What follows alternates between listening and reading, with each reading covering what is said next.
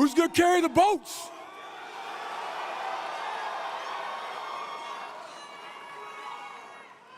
All right, so do you know why I demand that? Not for me. When I come out to every single audience, which you guys are one of the best ever. The reason why I demand that from the audience is because I know what darkness looks like. I know what it feels like to be alone with no motivation, no drive, no passion. And what has to come out of your fucking soul in the darkest of times is what you just did right there. So that's what I do.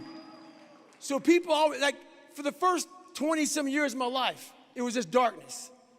But if you are able to get up every morning, have no passion, no drive, no motivation, no shit, and still get up with that kind of fire, you will be successful in life. I guarantee you that.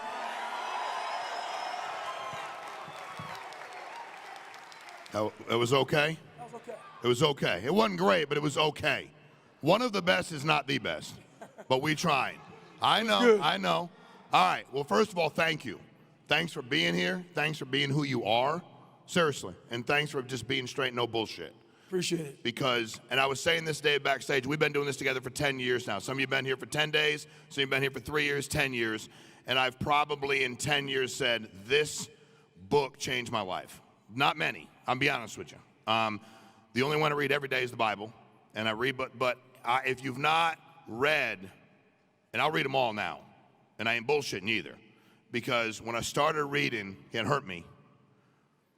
It honestly, it really screwed me up, because I started feeling the pain. Right. And it was like it was hurting me more, because the whole title is It Can't Hurt Me. We have all these amazing people out here, dude, and they're great human beings.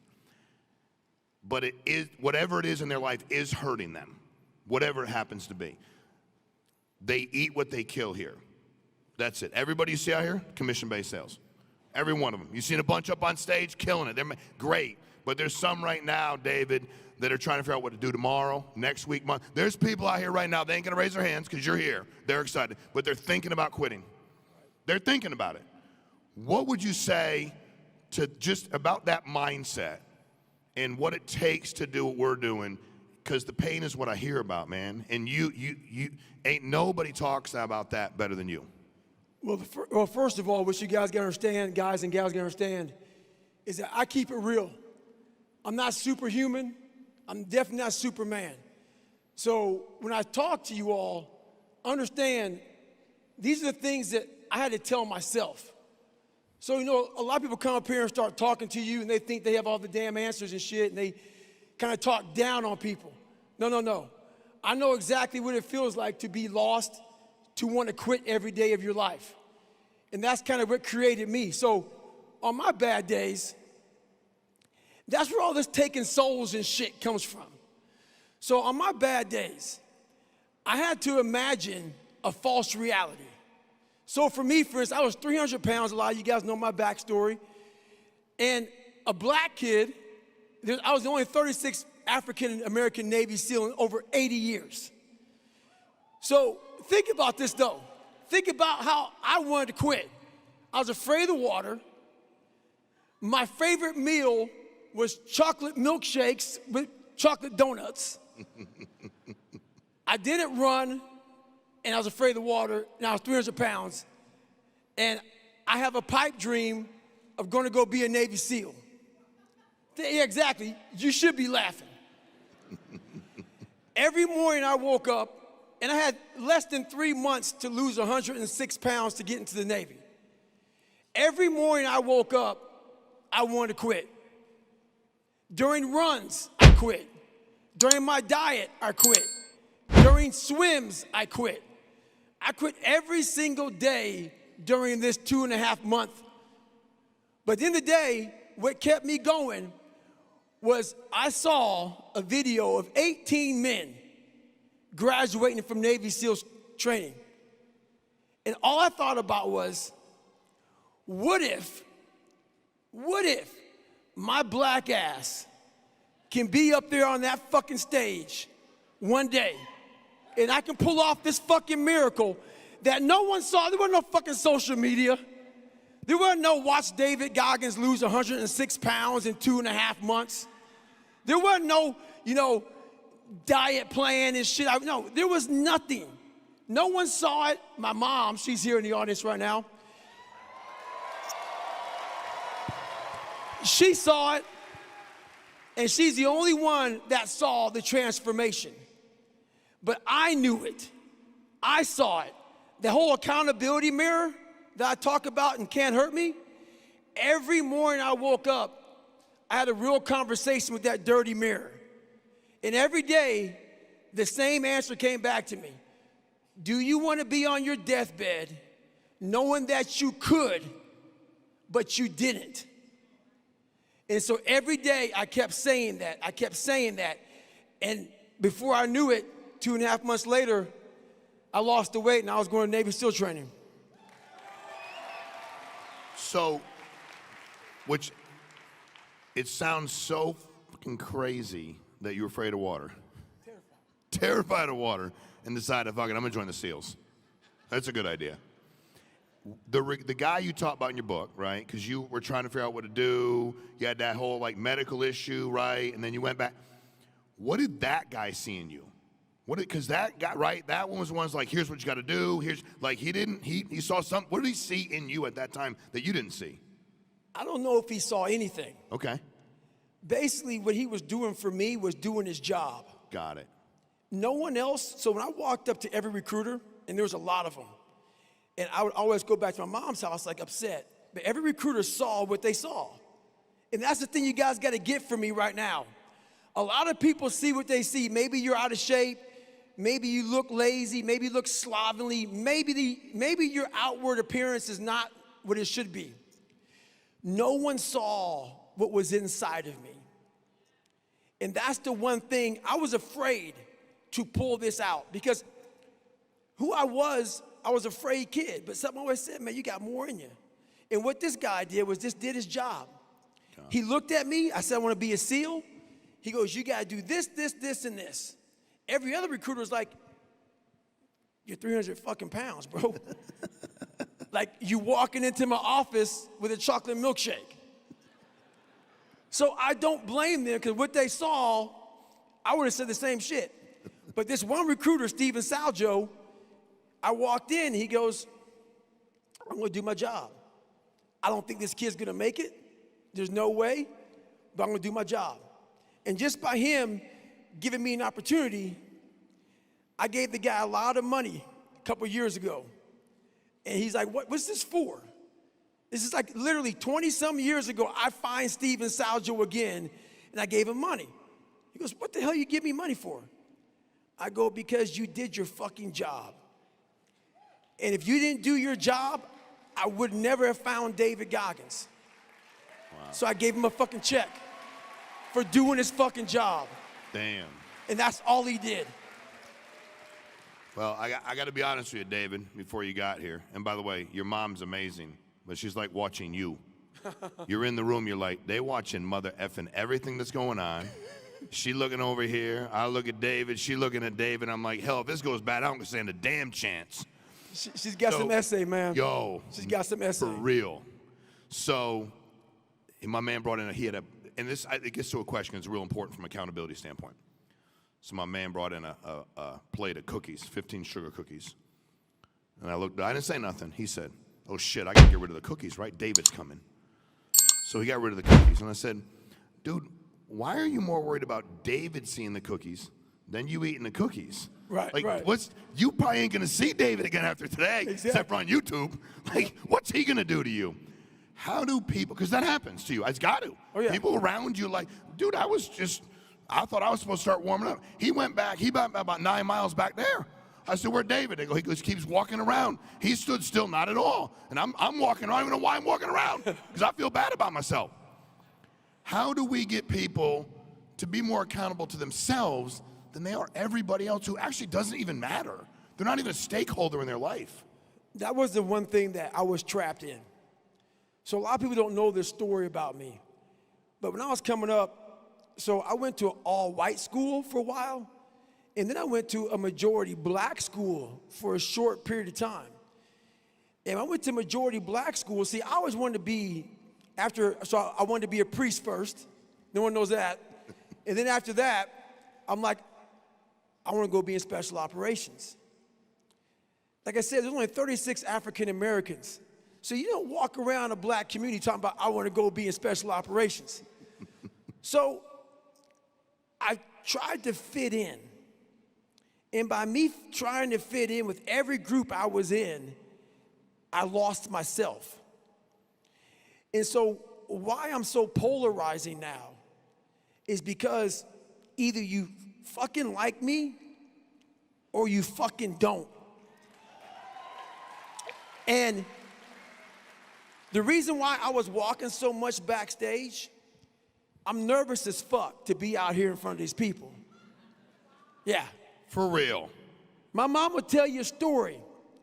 When I was in elementary school, we moved from my dad's place where I got my ass beat. I had a lot of toxic stress.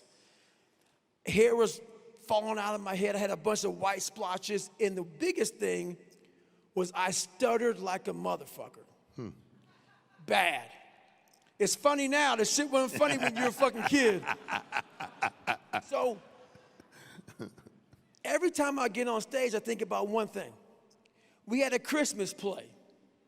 And I was in maybe second, third grade, whatever it was, it didn't matter.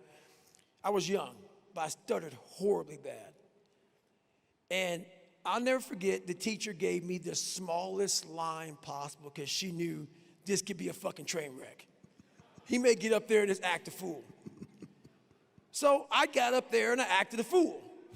And I just walked off fucking stage. I couldn't say shit. I just went up there and just started just doing my shit. Just started break dancing at the mouth. So I walk off, and every time I get on stage, I have to overcome that one feeling of looking out in the audience and everybody and saying, oh, shit. Because I didn't cuss when I said it in my mind. There was no cuss words up there, but when I said, so what happens is you have to gain this confidence because you lose yourself because you're always trying to hide from the stuttering or you're trying to hide from, I wasn't that smart. So I hid there. I hid because I was the only black person. I hid because I wanted to be a special, I was constantly hiding from these groups of people because I wanted to be accepted. And the more I hid, the more David Goggins became nothing. There was no David Goggins. I was you when I was around you. I was Mary around Mary. I was John around John. There was no David Goggins. And along this journey, when I started losing weight, and I had so many bad days in my life, so many bad days from growing up, even now. There wasn't nobody fucking there but David Goggins. Mm-hmm. God was there, but God said, hey, motherfucker, I'm testing you today. Then I'm gonna test you tomorrow. Then I'm gonna test you again. I'm gonna let you alone, man. Pray all the fuck you want. Pray. Get on your knees, boy, pray. I'm gonna still kick your ass. Yeah. So the more I realized this is my journey, and the more I realized, where's all my friends? They ain't fucking nowhere around. It was you. So you better figure out who the fuck you are on this journey. And those few people many people don't like you, so be it. But you first have to figure out you, because a lot of people die with a lot of untapped potential because they're trying to be somebody that they're not. Yeah. So I was able to figure out my own potential by figuring out me. Dude, I was really prepared for you to be hardcore as shit, but you're fucking funny. Like, really funny. I didn't know that. Like, really funny. And I want to get to, because I was watching something you posted the other day, which I think was great, because what a lot of the men and women in here work with David is, you know, we call people up and sell them life insurance, and most of the people tend to get a pretty good grasp on that, right? Everybody's going to die. You need life insurance. You asked for it. Most of the people get a pretty good grasp on that and are able to monetize it and make a living. And then they have a choice to build a business and actually help other people. And I actually didn't start hiring people because I thought about spread. I had friends that had no job. They were broke. And I'm like, yo, you should do this. They're like, why? I'm like, it's easy. Like, that was how I started building a business. But a lot of the men and women we have here are paralyzed. They want to talk about it. They want to post. They want to talk to their friends, their family. They want to post something on social media. But they're truly terrified. If we could polygraph everybody in here, 80% of them would blow up when we said, are you worried about what people think if you post and try to recruit? And you'd post something recently about how many people don't even follow you. Like, I didn't know that shit. Like, they don't even follow you, but they go on to comment. Like, they don't follow you. 23 million non-followers. 23 million people go on to talk shit, don't even follow you. They won't follow you. They don't want to see your content, but then they seek it out, see it, and then talk about it. How do you help everybody here truly, because I suck at a lot, but I'm like, a lot. But I'm like, dude, I really just don't care what anybody thinks at all. Like, if I come up here and do this interview and they're like, that was terrible. If you're like, dude, that was awful. I'm like, dude, I gave it everything I got. Like, I did the best I could and try to screw it up and give me feedback, I'll get better. How do we empower everybody in here? How do you empower everybody in here to just truly proceed, do whatever the hell they want with their business, ask everybody they run into? There's hundreds of millions of people in America. We're for our business, we're a good, big company, right? But none of that matters. We could be 10 times the size and still have too many people out there with no life insurance. How do we get these men and women to recruit people and not give a shit what anybody thinks or says about them? So I have a question for you all, but only one person can answer it.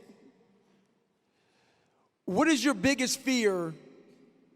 Why are you paralyzed? What makes you nervous to just go out there and just be who you are and do what you have to do? I want to see one hand raised up to answer this question. You in the front. What is it? Past experience. So failures. Okay, that's the perfect answer. And we did not set this up. So everybody asked me, how the hell did I become successful when abused mindset, toxic stress, couldn't read and write, fat, name it, sickle cell. I can't even be in the military nowadays with sickle cell. How the hell did I become successful when I had no passion, no drive, no nothing? And I'm gonna answer your question about what are you afraid of, right? And you said failure. Everybody's afraid of failure. It's embarrassing as shit. So how do you think I became successful when I failed every day of my life until I succeeded, which took a long time? The first thing I did was all of you in this room want to be successful as hell. But the journey to success comes with a lot of what? Failure.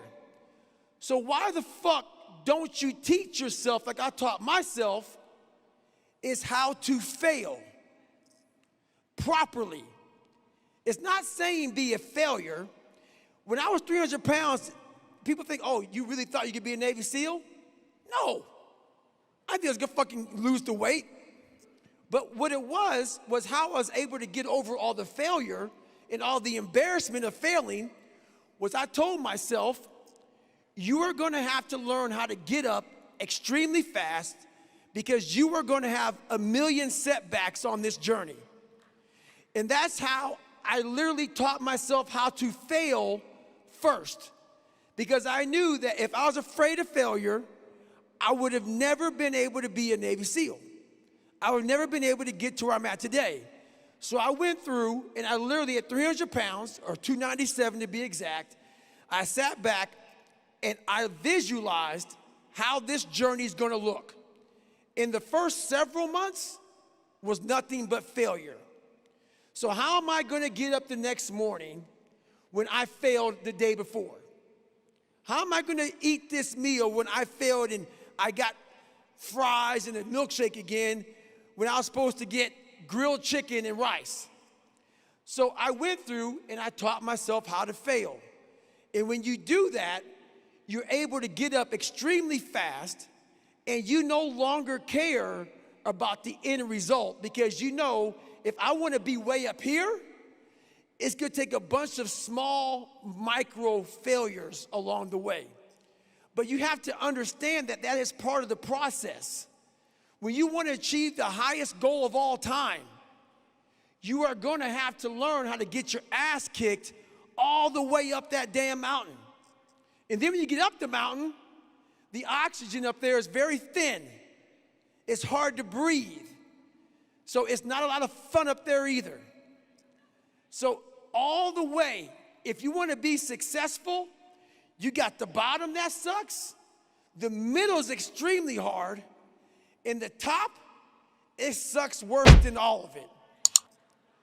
So you better learn how to get the oxygen at the very top. So why do you care about what people are thinking when they're not trying to go where the fuck you're trying to go?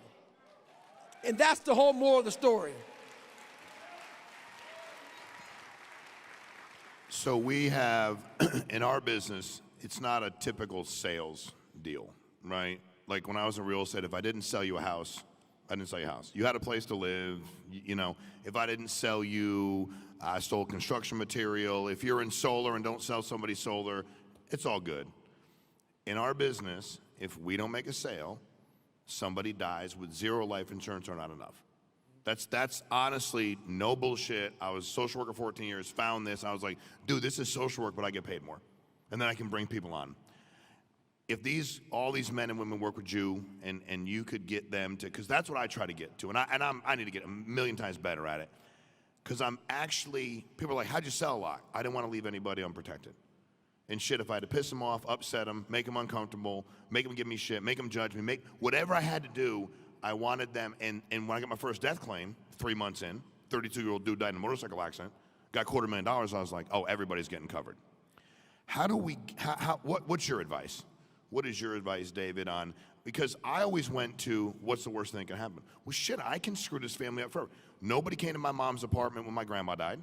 We had no life insurance. Grandpa, aunts, uncles, friends. I didn't even know what life insurance was until I got to be old and got damn life insurance. I didn't have life insurance until I got my life insurance license. What's your advice to all of us, me included, on how we approach that, knowing that we can really screw things up if we don't do everything we can. We can't make everybody buy it. But hell, we got to give more. And in our deal, like you're here, clients over here. Until you're uncomfortable and they're uncomfortable, there's no frickin' sale. No way, because they sit here, you sit there, you give them your pitch, but you've got to get them uncomfortable. What's your advice for me and the rest of us on getting people uncomfortable and understand the consequences of what can happen if we don't do our job? Well, this is the thing. He said uncomfortable about 3 or 4 times. You guys heard that, right?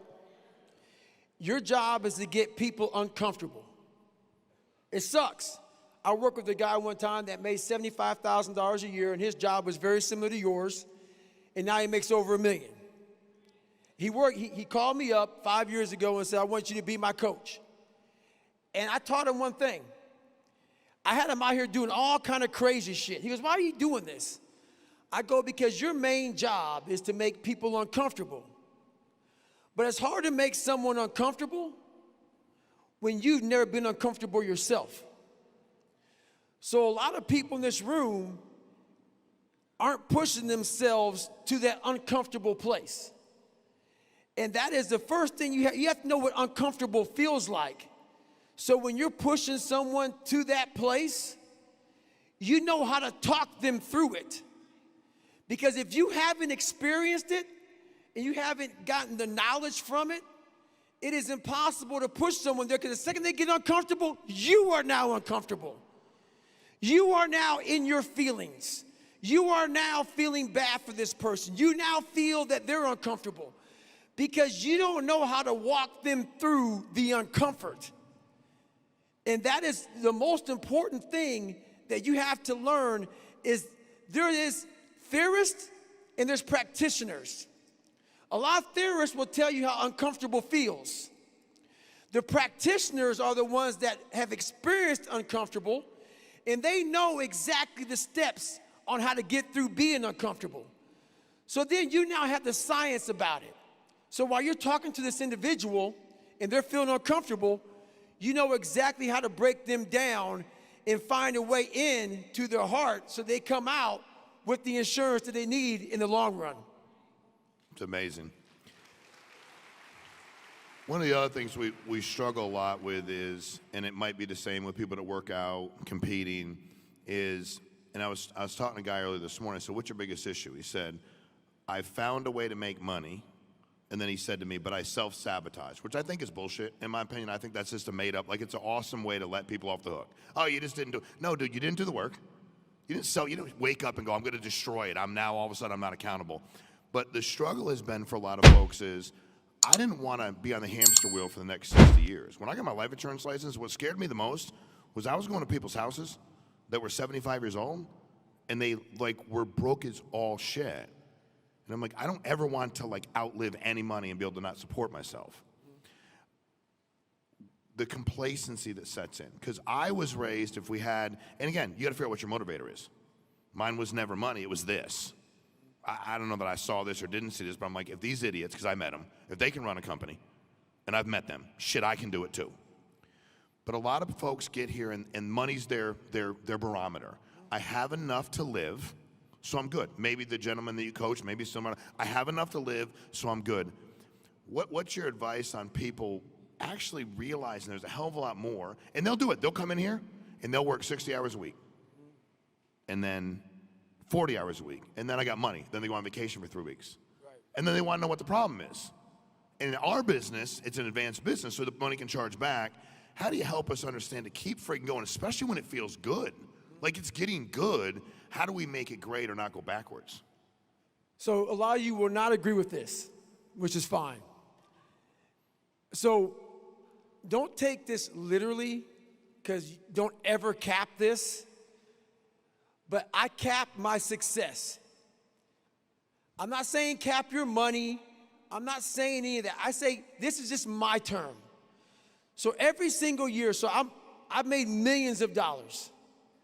Very well off. I don't need to work ever again. But every year I go to British Columbia and I jump out of airplanes, and I'm a smoke jumper.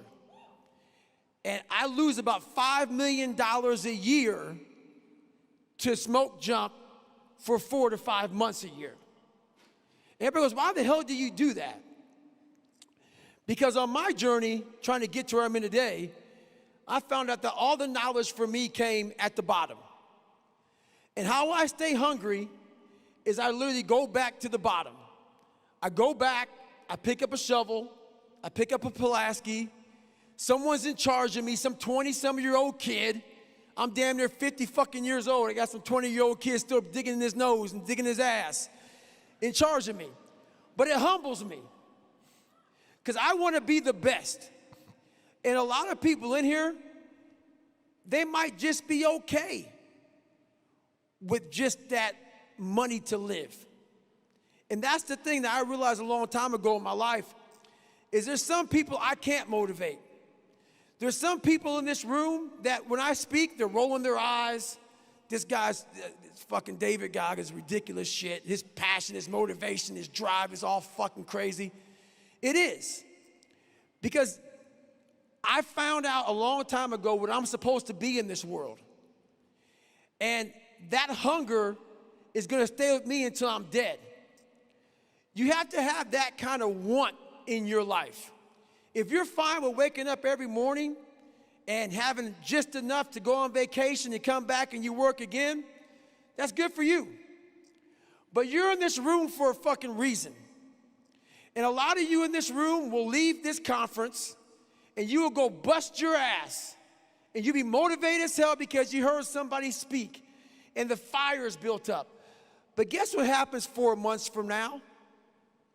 There's a trend in every single job. They have a conference, they're kicking ass, and then it's like, oh, fuck, I don't have any more motivation. Man, I was killing it last 4 months. What the fuck happened? This conference took you and elevated you to the next fucking level.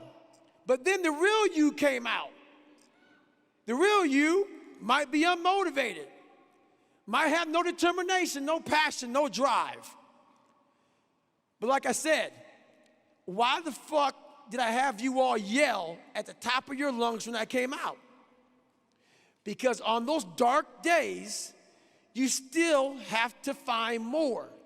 And if you don't want to find more for yourself, look to your left and look to your right. And if you got a mom, a dad, a wife, a husband, kids, make sure you may be fine with that little bit of money you have and you're good. Try to make generational fucking wealth. Amen.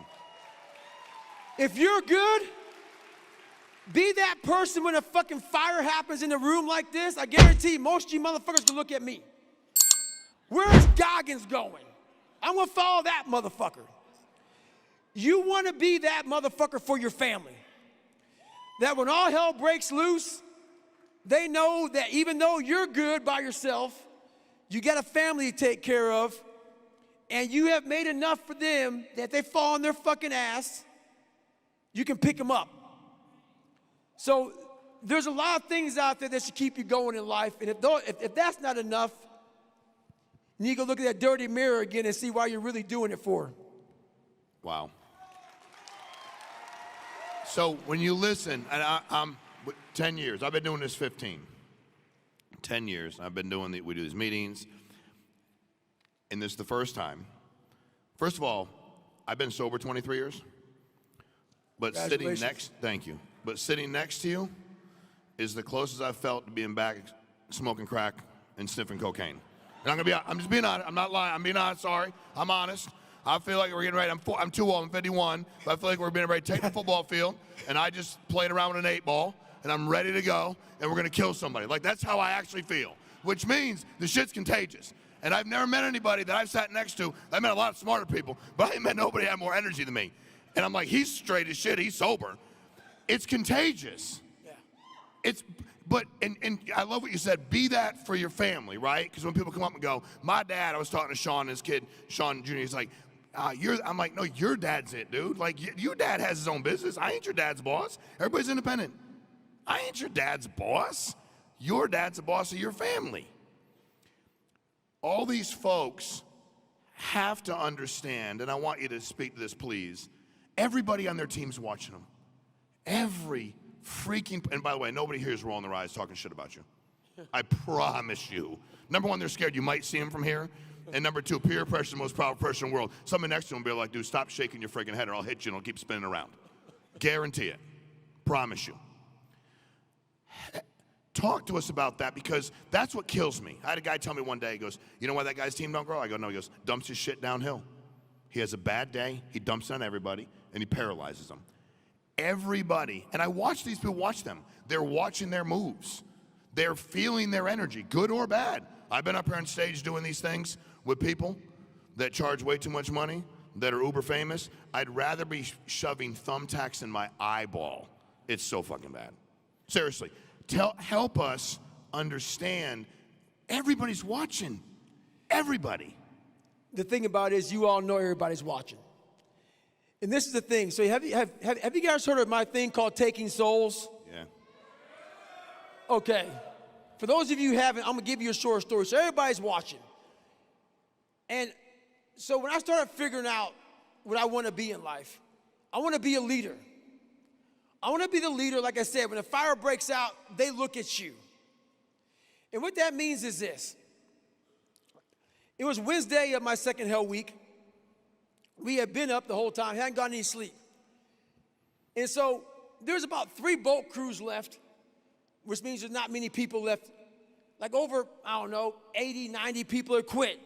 We're down to just 3 boat crews. So we go into the med check, and they go in, they check us out. Everybody is hypothermic. Everybody's all jacked up. And Wednesday, you're a zombie. That's what the pass down. So the pass down is through years. They tell you on Wednesday you're a zombie. You're walking around like this because you don't want your clothes to touch you because you're soaking wet. You just got out of the ocean and you're just pissing on yourself to get warm. So you like that, didn't you? So basically what happens is you go to med check, they have these aid crates. The aid crates have your nice dry clothes in them, but what happens is the instructors are there fucking putting water in them. So those dry clothes are now fucking wet. And all the students are just like poopy pants, like fuck. I gotta put these fucking wet clothes on, and they're putting them on slow, and the instructors are yelling. But now, the instructors know that they're zombies because the instructors were zombies on Wednesday, so they're giving us a little bit of leash. This goes somewhere, so let's work with me for a second. So we got 3 boats. Boat Crew 1, Boat Crew 2, and the Smurf Crew. The Smurf Crew has a Smurf on the front of the boat because they're the shortest guys in the class. Smurf Crew. So Boat Crew 1, they're the tallest guys. Boat Crew 2, the second tallest guys, and so on and so forth. There's only 3 boat crews up here. So everybody gets under their boat, and they're standing there with the boat on top of their head, and everybody's doing this shit. To answer your question, I look back, I am fucked up. My feet, my hands, my neck, my whole body's just messed up. And I'm looking at, like everything slowed down. I'm looking at all these people under these boats, and they're just sitting there jackhammering, and heads are down, and the motivation is gone. And I said, David, this is exactly where you wanted to. This is your time. This is your time. You're amongst the baddest motherfuckers in the world right now. And everybody's fucked up. This is my internal dialogue right now. What are you gonna fucking do, man? This is your shot, man. This is your fucking shot. I'm in the front of the boat crew. The front of the boat is the heaviest part of the boat. I'm looking at my boat crew, and they're all just fucking, I want this to end. But it's not gonna end until Friday. We got 2 more fucking days of this shit. So I'm like in the front of the boat, I'm like, you know what, man? So the instructors are at Boat Crew 1, they're saying, all right, motherfuckers, pick the boat up. And we've been picking this boat up now forever, but now for some reason, no one can pick the fucking boat up. So here they are. And it's going back to their head. So I'm looking at I go, okay, look, guys. So I turn around my boat crew. There's 5 guys behind me. I said, look, motherfuckers, don't be a fucking punk today. I want you to look at these fucking instructors, because they were where we were years ago, under these boats. And I want them to think about, they'd never seen a boat crew like Boat Crew 2. We're gonna fucking take their motherfucking souls today. So I start to juice these and so we get juiced up. False motivation becomes what? Real motivation. So now they're starting to feel the juice. So the instructors come by, all right, Boat Crew 2, but right now, Boat Crew 2 has said, fuck it. We're gonna pick the boat up before you tell us to pick the boat up. So the boat's up. Now we're starting to boat press it. And all we're saying is you can't hurt Boat Crew 2. And now our boat crew puts the boat down. They let us put the boat down because we showed something that no one else had. So by us putting out more, we got a chance to rest. So as we're resting, I turn around to our boat crew. It says, all these fucking instructors, I want to make sure from Wednesday to Friday, they cannot sleep with their fucking wives because they're thinking about Boat Crew 2.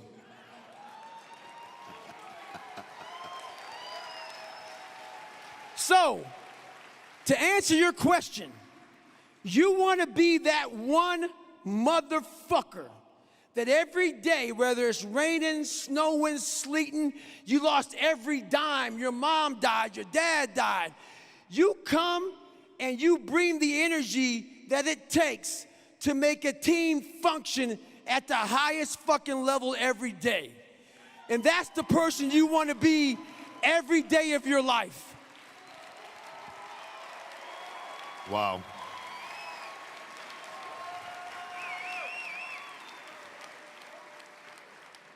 So I didn't, I was reading your biography on all of the races, and I got tired just reading it.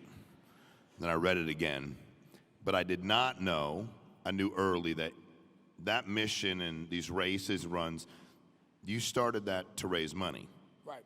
Can you tell us about that? You want the whole story? Or just... Sure. You do what you want, bro. It's your stage. All right. So basically, how this all started for me, a lot of you may know the story, but after I became a Navy SEAL, you guys heard of Lone Survivor? Yep. Well, Marcus Luttrell is one of my best friends. And so is his twin brother, Morgan Luttrell. So, funny story about Marcus and Morgan, it's actually in my audio book, Can't Hurt Me, is that Morgan was not in the military. Marcus was in the military first. Long story short, Marcus couldn't run for shit. Morgan ran one of his 4-mile time runs. They didn't even know it was a flop of twins and passed it for Marcus. Anyway, little inside tip. So what happened was Marcus was on a mission. Mission went bad. A bunch of guys died. I was in 3 hell weeks. So damn near everybody on that op, I was in hell week with. So when I heard the news, I was in military freefall school with Marcus's twin brother, Morgan. And I got the call telling me that I had to tell Morgan that Marcus was dead. Marcus was not dead. They thought he was dead. So I told Morgan they believe that Marcus is dead. They can't find him. Everybody else is dead. They can't find Marcus. They believe he's dead. Morgan looked at me and said, he's not. I'm like, what the fuck you talking about, bro? He was right. He wasn't dead. 4 days later, Morgan calls me up. Hey, bro, they found my fucking brother. Go suck it. I was like, all right. So, at this time, I weighed 191 when I joined the military. I went to 250 after I became a Navy SEAL.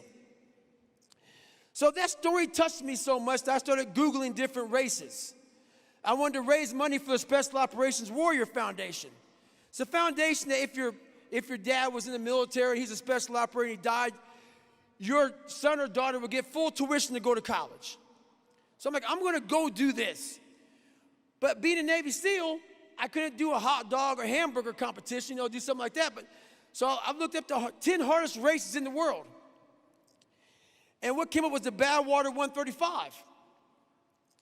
And me not being an ultra runner, my workout was literally, I hit the weights every day, and Sunday, I did the elliptical trainer for 20 fucking minutes. No cardio, that's all I did for cardio. So I Googled this shit, and what came up was the Badwater 135. So I called the race director up and said, hey man, I want to do this race to raise money for this foundation. He goes, are you an ultra runner?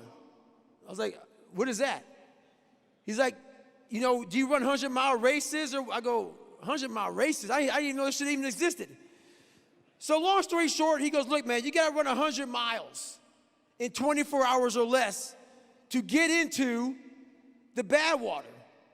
And if you can do that, I will consider you in my race. The application process ended in January. I called the cat up in November. And he said, well, if you really want to get in the race, there is a race in San Diego called the San Diego One Day. I call him up on a Wednesday. This race was Saturday. I had done no running. And he goes, okay, check it out. You get in it, you run 100 miles, 24 hours, I consider you my race. So there's a 1-mile track in San Diego. It's called the San Diego One Day. You want to run a 1-mile track, see how far you can get. So I said, fuck it. I signed up for the race. At the time I was married, I go to Walmart, get a blue lawn chair. I have Ritz crackers and Mileplex. That's what I have for the whole damn race. So I realized I'm gonna see this chair every single 1-mile loop, and I'll get some Mileplex and a Ritz cracker. Stupid. I had no idea what the fuck I was doing. But I'm gonna cut to the chase. Here I am, I get to mile 70, and I never ran past 20 miles in my entire fucking life. And I'm in this chair at mile 70. What do you think happens to you when you are sucking on a Ritz cracker ball because your mouth is dehydrated and all fucked up, and you're drinking Mileplex? What do you think happens to you at mile 70? Being that you never trained for this and hadn't gone that far in your life, your body starts to literally die and break down. So I'm sitting there in this chair, and I have to go to the bathroom. Haven't gone to the bathroom in 12, 13 hours. The bathroom's from me to the damn wall right there. So I'm trying to get up, but I can't get up. My blood pressure's all messed up. And I look over, and I look at my ex-wife. I'm like, hey, I'm gonna take a shit on myself right now. Because I can't get up, because my blood pressure's all fucked up. And I'm dizzy as shit. So I'm sitting there shitting up my back and peeing blood down my leg. I got 30 fucking miles to go. And this is where I'm at right now. And there's one thing a black man never wants to fucking hear. She looked at me and she said, "You're starting to turn white."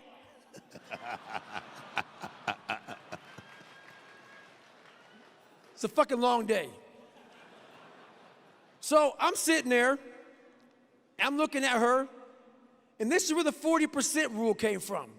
So I'm trying to raise this money, and I'm all jacked up. So in life, you guys are gonna come to a point in your life, maybe not quite this fucked up, but where you don't wanna go on anymore. So what I do is I quit. I don't really quit. I let my mind know that we're gonna fucking bag it for today. 70 miles in, I'm good. But I didn't quit yet. But I'm telling myself I'm gonna quit. I'm sitting there in this chair, and I'm like, okay, man, I can't even get the fuck up. I'm really messed up. I'm got shit everywhere, and this is messed up.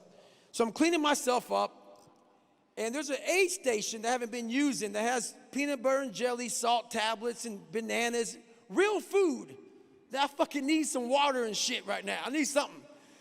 So I have my ex-wife bring me over some food. I'm gonna sit here because I'm gonna quit pretty soon, but just not yet. Let me get cleaned up first. Let me get something to eat. What this does to your mind is it takes pressure off of your brain for a second. 30 more fucking miles you don't want to think about when you got shit up your back. So I'm sitting there and I'm eating some food. And I'm like, okay, man, my blood pressure's a little bit better. I'm gonna walk to the car. But before I walk to the car, it'd be pretty badass if I can walk 1 mile. And then I'll quit. I walked a mile. Long story short, that 1 mile became 30 fucking miles.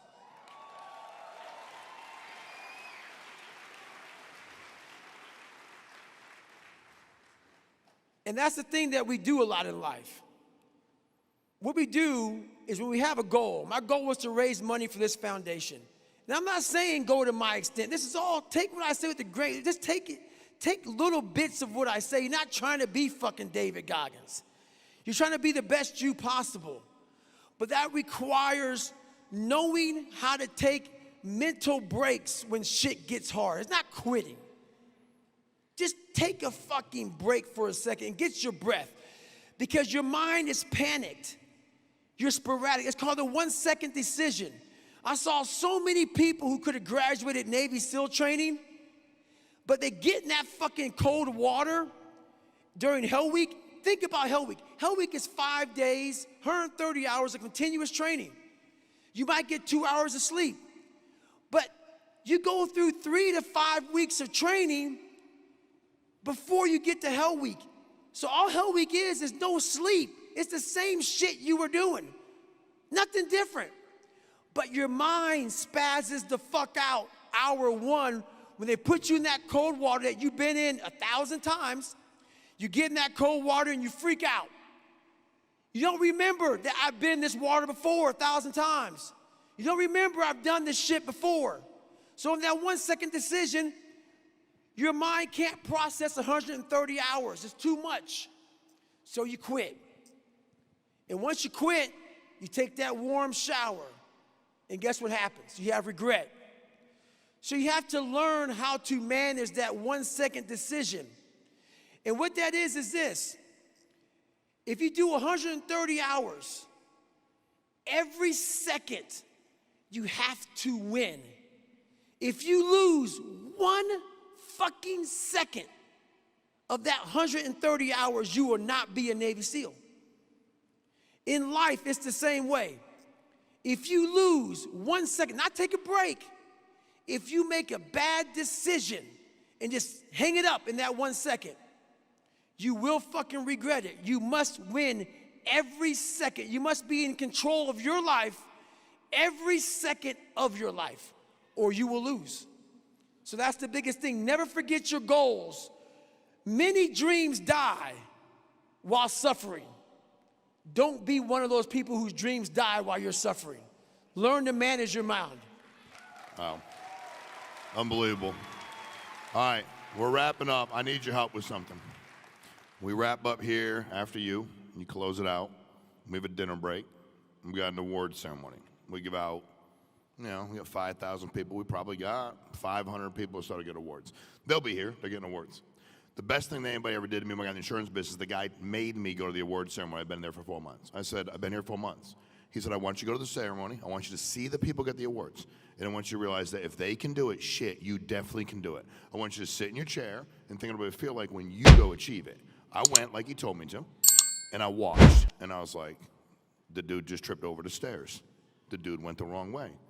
The number one guy talked about himself for 45 minutes. And the dude said, I'll never do that when I take that award next year because that was really egotistical.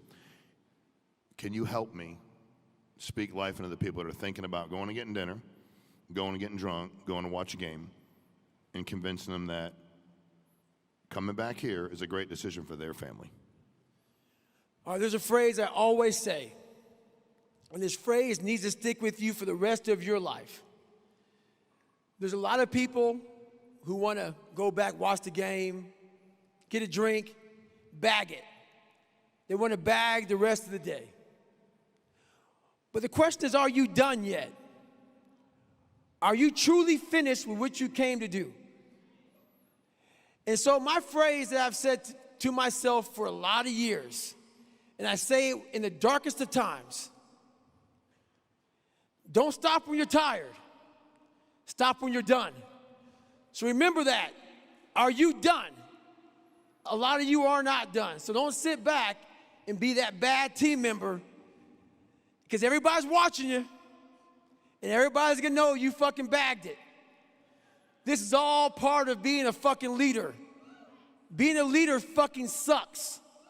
You do everything in life that you do not want to do. You are unhappy 90% of your life. But that means that other people are eating because of you. They're living because of you. They're achieving because of you. So are you really in that bad of shape? So make a decision tonight. Do you want to be a leader, or do you want to be that person who just bags it and does their own shit? And then you can ask yourself that question. When you go home after bagging it, look in that dirty mirror and ask yourself one question. Do I really have what it takes to be a fucking leader? I'll answer that question for you. No.